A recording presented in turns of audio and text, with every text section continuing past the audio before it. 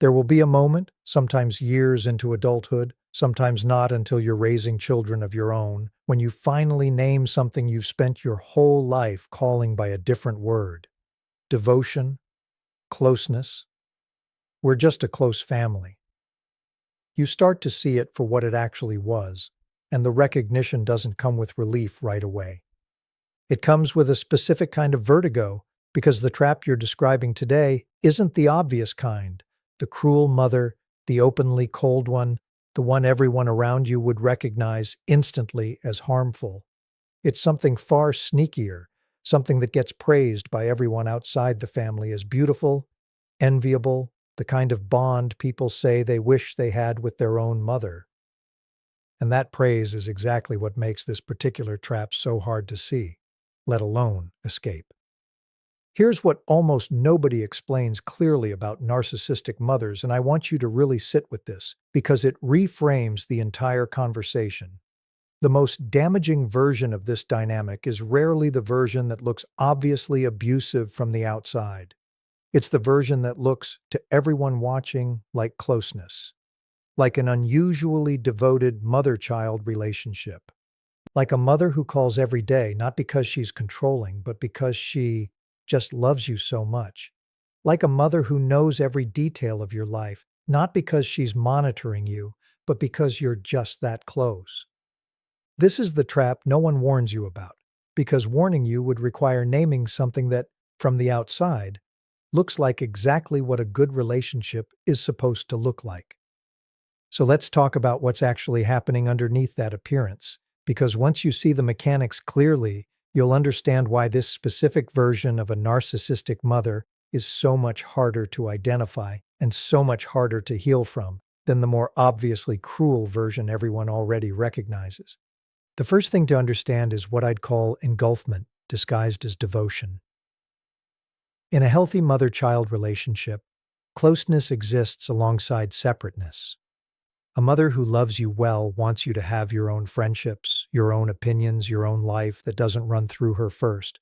In this specific trap, closeness gets built instead as a substitute for separateness, where every part of your inner life, your relationships, your decisions, your emotions gets folded back into the relationship with her, not through obvious control, but through a constant, warm, seemingly loving presence that never quite leaves room for a self that exists independently of her. This is why so many people who grew up this way struggle to even identify it as a problem well into adulthood. It never felt like restriction. It felt like love. It's only years later, often after trying to build an adult relationship, a career, a family of their own, that they notice how much of themselves still automatically runs through her first, how instinctively they still seek her approval before trusting their own judgment, how genuinely disorienting it feels to make a significant decision without consulting her, even when some part of them knows her input isn't actually what they need. The second thing to understand is what I'd call weaponized martyrdom. This is one of the most effective tools in this specific trap, because it makes boundary setting feel not just difficult, but genuinely cruel.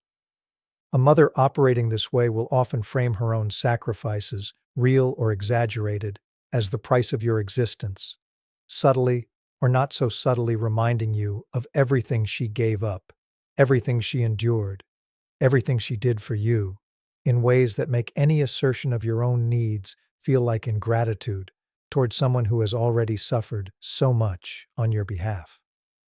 This tactic is devastatingly effective specifically because it's often genuinely true, at least partially.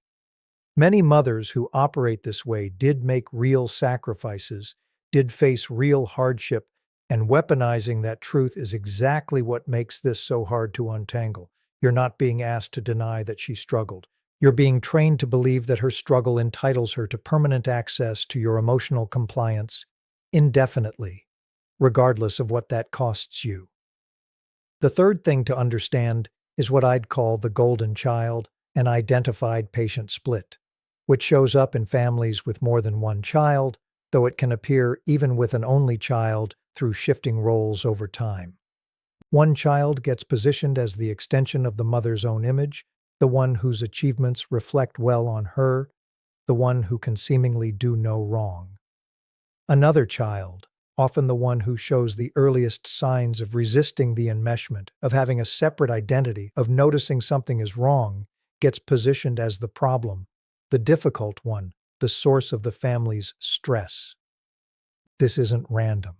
It's a functional split that serves the mother's psychological needs, and it means that within the same household, two children can walk away with dramatically different relationships to reality. One convinced the family was wonderful and their sibling was simply troubled. The other carrying a lifetime of feeling like something was fundamentally wrong with them for noticing what nobody else seemed willing to see. The fourth thing to understand is what I'd call reality management through triangulation with your own children.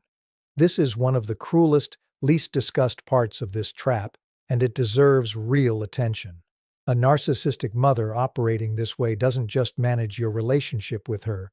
She often works, subtly, sometimes not so subtly, to manage your relationship with everyone else in your life too, sowing doubt about your partner, positioning herself as the only one who truly understands or supports you, and, most painfully for many people, working to build a separate, competing bond with your own children. One that sometimes exists specifically to undermine your authority or your version of events, ensuring that even your own family unit isn't fully insulated from her need for control and centrality. And underneath all four of these patterns, there's a specific reason they work so consistently, so effectively, on people who are otherwise perceptive, intelligent, capable of recognizing dysfunction clearly in every other area of their life. That reason, and why this particular trap is so much harder to escape than the more obvious version everyone already warns you about, is exactly where we need to go next. That's exactly where we're going next. That deeper reason, the one explaining why this specific version of the trap is so much harder to escape than obvious cruelty, comes down to something worth stating plainly. Overt abuse gives you a clear enemy to identify and resist. This version gives you love, real, genuinely felt love, mixed inseparably with control, which means the part of you that would normally recognize a threat and pull away is the exact same part being asked to reject something that also, undeniably, contains real affection. You're not being asked to escape someone who never loved you. You're being asked to separate from someone whose love was always tangled up with something else. And untangling those two things, love and enmeshment, feels less like recognizing danger and more like betraying someone who genuinely cared, which is precisely what makes this so much harder to walk away from than something more clearly abusive. This is why so many people who grew up in this specific dynamic spend years, sometimes decades, unable to name what happened to them, even after they've read about narcissism extensively.